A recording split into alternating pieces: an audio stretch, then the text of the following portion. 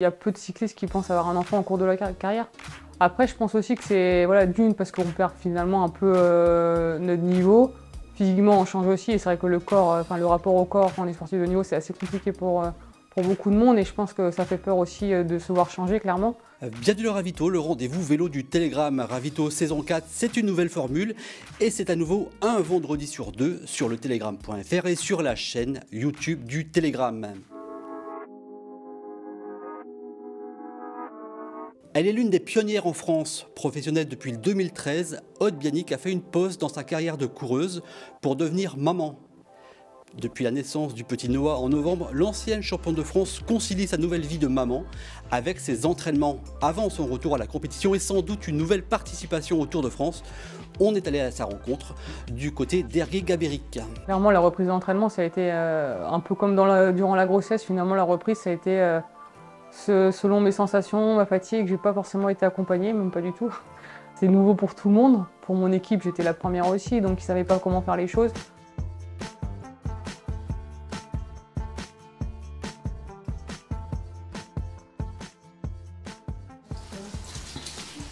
Tu roule là? Ouais, en plus il pleut au beau temps alors. Combien de temps tu vas faire? Au moins 3 heures. Et du coup la crèche, non, c'est quoi les horaires? 10h, 15h. On va aller. Tu me diras à quelle heure tu veux partir et tu vas le chercher après la crèche. La crèche. C'est un petit bonhomme qui demande beaucoup d'attention. Hein. C'est vrai que tout le quotidien est en fonction de lui. Il est mignon. C'est lui qui rythme la journée, Ouais, le matin. Bah oui, dis. Mais il nous laisse tranquille la nuit, il a tout compris ce petit. Ouais. Regarde. Oh.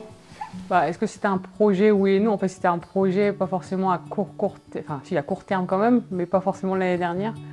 Après, c'est arrivé comme ça. C'est vrai qu'on était super heureux et c'était hors de question de ne pas avoir cet enfant-là. Mais je ne pensais pas durant ma carrière. Je pensais plus arrêter et avoir un enfant derrière. Quoi. Je pensais pas en plein milieu de ma carrière avoir un enfant et devoir gérer un peu tout ça.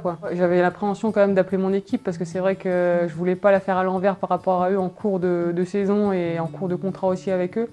Donc voilà, j'appréhendais leur réaction et finalement ça s'est super bien passé. Mais c'est vrai que le coup de téléphone a été assez compliqué à donner. Et finalement, les semaines suivant l'annonce, ça s'est plutôt bien passé parce que je prenais le vélo plus en mode plaisir. J'y allais vraiment quand j'avais envie d'y aller. J'essayais quand même de m'entretenir pour pas perdre trop mon niveau et pas prendre trop de poids non plus parce que je savais que j'avais dans l'idée de continuer après la grossesse. Ça m'a permis quand même de garder un rythme d'activité assez important jusqu'à la fin de la grossesse finalement.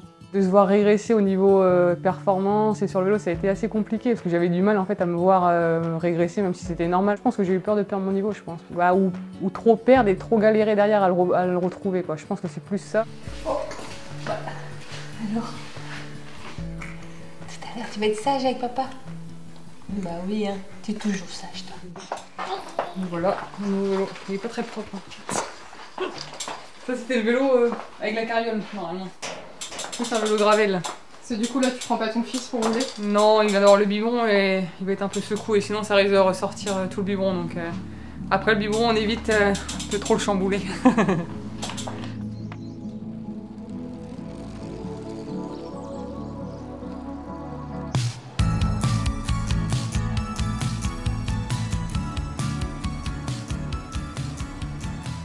On va dire que c'est dur de concilier sport et grossesse pour certaines. Et je pense qu'à l'époque, c'était clairement t'es enceinte, faut arrêter tout type de sport et se mettre dans le canapé à se reposer pour l'enfant. Chose que maintenant, mon cas montre du moins qu'on peut continuer le sport jusqu'à la fin de grossesse quasiment. Après, chacun est différent, il faut savoir s'écouter. Mais c'est vrai que je postais un peu tous mes entraînements sur Strava. J'ai pu avoir des commentaires vraiment positifs qui m'encourageaient à continuer et qui étaient un peu admiratifs de ce que je faisais en étant enceinte. Et après d'autres qui étaient un peu moins positifs, ou du moins je ne savais pas si c'était plus la peur d'un accident ou quoi, mais qui me disaient plus de faire attention à ces choses-là. Mais non, dans l'ensemble, les gens étaient vraiment plus positifs que négatifs. Non, je pense que ce thème-là, c'est vrai qu'il est rarement abordé encore aujourd'hui, même si depuis 2020, c'est vrai que les règles ont changé et voilà, les contrats de travail qu'on a maintenant autorisent la femme à avoir un vrai congé maternité. Et encore, il y a certaines équipes qui ne sont pas à 100% congé maternité payé. Donc c'est vrai que toutes les équipes ne sont pas logées à la même enseigne et moi j'ai la chance que Movistar soit une des meilleures équipes, je pense, pour tomber enceinte. Il y a peu de cyclistes qui pensent avoir un enfant en cours de la carrière. Après, je pense aussi que c'est voilà, d'une, parce qu'on perd finalement un peu notre niveau.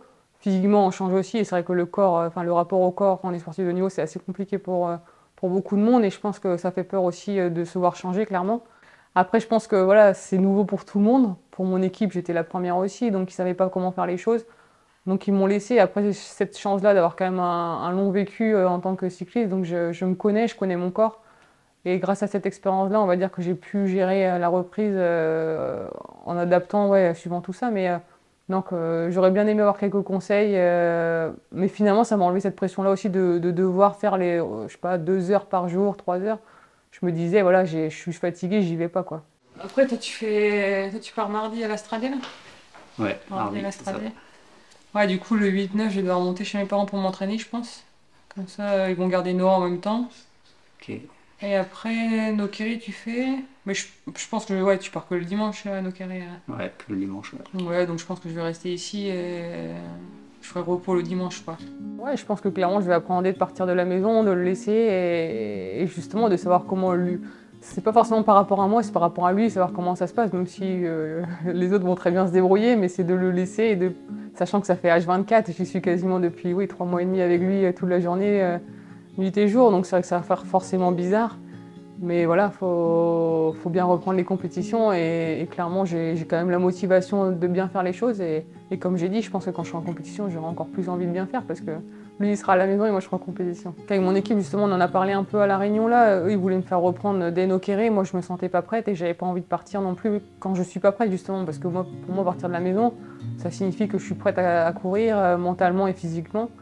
Et là, clairement, dans 3 semaines, j'étais pas prête. Donc, je préfère voilà, être honnête avec eux et leur dire je préfère décaler dans 1 mois et demi, mais clairement, je serai prête mentalement et physiquement. Et je préfère attendre un petit peu plus. Et je pense que ce sera courant mai, je pense que je vais reprendre les courses. Et après, à partir de l'objectif, clairement, ce sera le Tour de France en Bretagne.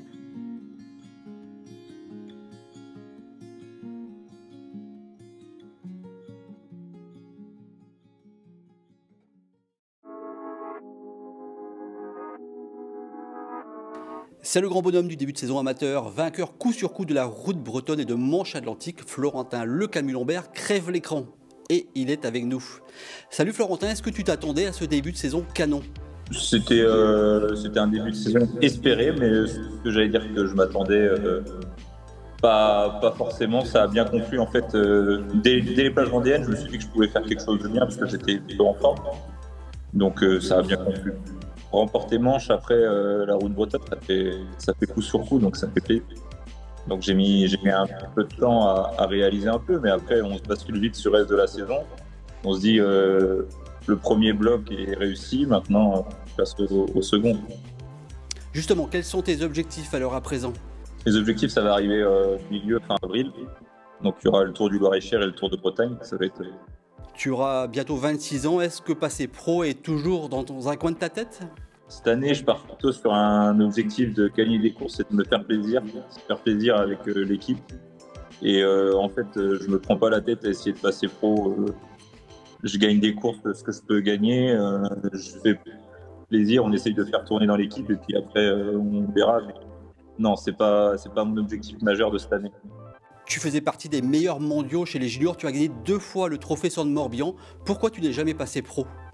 Ça, c'est la grande interrogation. Je pense que j'étais pile dans les années où, à l'époque, fallait attendre que le coureur il soit plus développé, même si j'étais déjà développé en junior. Et puis après, il y a eu le Covid qui a mis un gros stop. Après, donc 2 années, avec deux confinements. Ensuite, il y a eu moi une blessure. Je suis revenu quand même avec moi. Je suis revenu à un très bon niveau. Et puis quand j'étais c'est-à-dire chez Cofidis, je me suis fracturé les vertèbres et là ça m'a remis un coup de stop encore alors que j'étais plutôt bien parti. Ton début de saison est excellent. Maintenant une saison réussie, ce serait quoi pour toi alors? Remporter une place 2. Moi personnellement ça me ferait beaucoup plaisir. Et sinon accomplir un maximum avec l'équipe aussi, pas que personnellement. Avec le VCRO, on est présent là sur les courses en élite. On va avoir un programme qui va être affiché classe 2 et il faut qu'on existe là-dessus et qu'on arrive à gagner sur des classes 2. Ce serait clairement un bel objectif. Une seule info au sprint pour le lancement de la saison 4 de Ravito, pour vous annoncer la nouvelle offre vélo du Telegram, car elle a clairement changé de braquet. En plus de Ravito que vous pouvez retrouver désormais tous les 15 jours, des présentations, des magazines, des infos exclusives, le site du Telegram vous propose désormais le calendrier complet de la saison dans toutes les catégories du vélo et dans toutes les disciplines. Nouveauté là encore sur le telegram.fr, vous pouvez également retrouver chaque week-end les classements complets des nombreuses courses de la région. Et la rubrique vélo de votre journal élargit aussi son offre sur les réseaux sociaux. Elle continue d'être omniprésente sur la page Facebook des sports du Telegram et vient de lancer sa page Instagram. Voilà, Ravito, c'est tout pour aujourd'hui. On se retrouve le vendredi 11 avril sur le telegram.fr, sur la chaîne YouTube du Telegram, sur TBO et sur TB Sud. D'ici là, bon week-end, bonne semaine et bonne course.